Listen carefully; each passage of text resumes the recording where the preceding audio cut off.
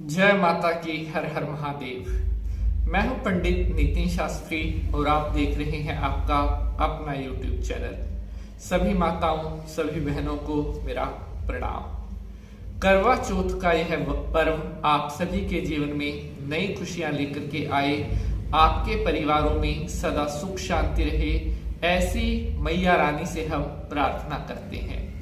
अधिकतर महिलाएं चांद को अर्घ देते समय करती हैं बहुत सी गलतियां, जिनके कारण व्रत का पूर्ण फल उन्हें नहीं मिल पाता। आज मैं बताऊंगा कि चांद को अर्घ किस प्रकार से देना है और क्या गलतियां होती हैं जो आप करती हैं, जिनके कारण आपके व्रत का पूर्ण फल आपको नहीं प्राप्त होता। मेरी माताओं बहनों की बहुत सी रिक्वेस्ट आ रही थी कि शास्त्री जी चांद को अर्घ किस प्रकार से देना चाहिए, उसकी क्या विधि है, इसके ऊपर आप हमें बताइए। तो एपिसोड बहुत ही ज्यादा इम्पोर्टेंट होने वाला है। एपिसोड आपने पूरा देखना है ताकि कोई भी इम्पोर्टेंट इंफॉर्मेशन आपसे मिस ना हो। तो चलिए देवी मैया को प्रणाम करते हुए आज के एपिसोड को शुरू करते हैं। ओम सर्व मंगल मांगल्य शिवे सर्वार्थ साधिके शरण्ये त्र्यंबके गौरी नारायणी नमोस्तुते। जय माता की। तो सबसे पहले तो मैं आपको ये बताता हूं कि अक्सर कई महिलाएं जो होती हैं वो चांद के निकलने के बहुत लेट, यानी कि चांद को निकले 10 मिनट हो गए, 15 मिनट हो गए, तब जाकर के अर्घ देती हैं। ऐसी गलती बिल्कुल भी नहीं करनी है, क्योंकि जितना ज्यादा लेट आप चंद्रमा को अर्घ दोगे उतना ही उसका कम रिजल्ट आपको मिलेगा। चंद्रमा जितना जल्दी निकल आएगा और जितना लेट आप अर्घ दोगे उसको चंद्रमा के बूढ़ा होने की संज्ञा दी जाती है। अर्थात जितनी लेट आप चंद्रमा को जल दे रही हैं उतना ही उसका कम परिणाम आपको प्राप्त होगा। जिस समय चंद्रमा निकलता है, लालिमा उसकी थोड़ी थोड़ी दिखने लगती है, उसे बोलते हैं चंद्रमा के बच्चे की संज्ञा। अर्थात अगर आप निकलते हुए चंद्रमा को अर्घ देंगी तो उसका सबसे ज्यादा पुण्य फल आपको प्राप्त होगा। आपके और आपके पति के मध्य में हमेशा संबंध मधुर रहेंगे और करवा चौथ व्रत करने का पूर्ण फल आपको प्राप्त होगा।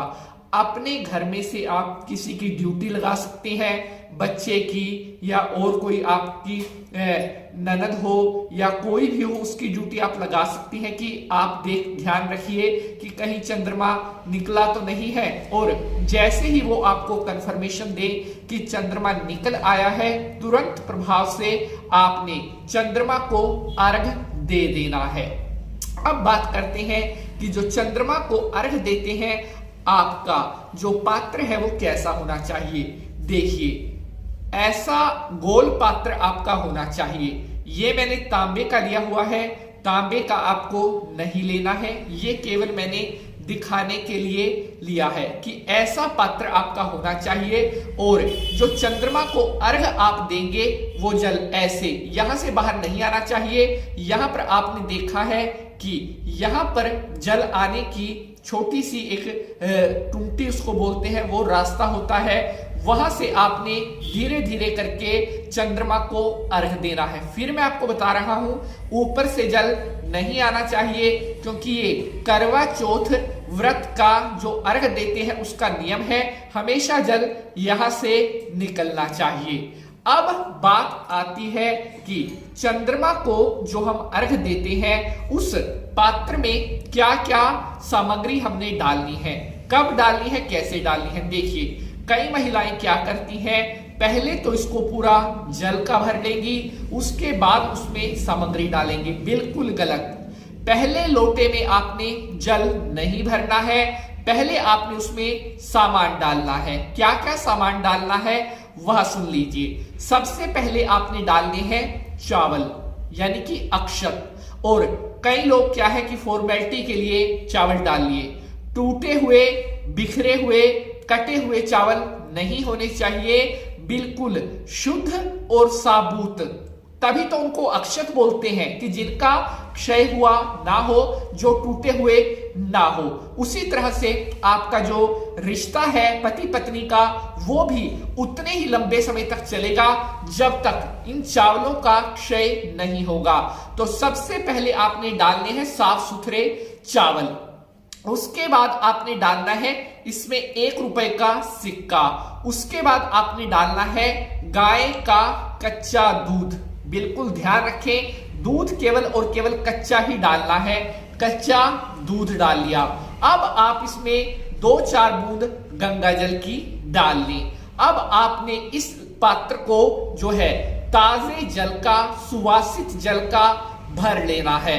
अब आप जो है चंद्रमा को देखते हुए अर्घ आपने देना है।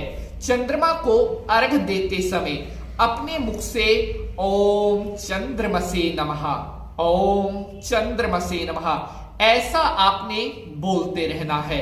चंद्रमा का ही ये त्योहार है और आप देखिए कि चंद्रमा को देखकर ही व्रत खोला जाता है। तो इस विधि से महत्वपूर्ण विधि इस व्रत में कोई भी नहीं है। अगर आप इसी विधि में गलती करेंगे तो व्रत करने का कोई भी परिणाम आपको नहीं मिलेगा।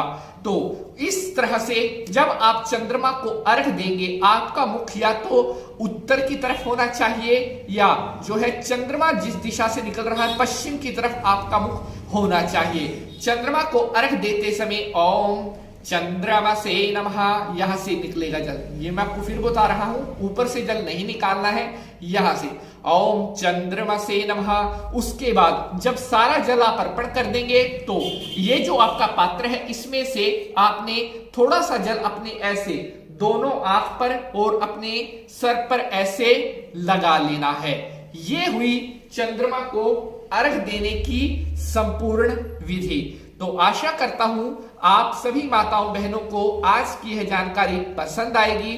अगर फिर भी आपका कोई प्रश्न है तो आप कमेंट बॉक्स में अपना वह प्रश्न पूछ सकती हैं।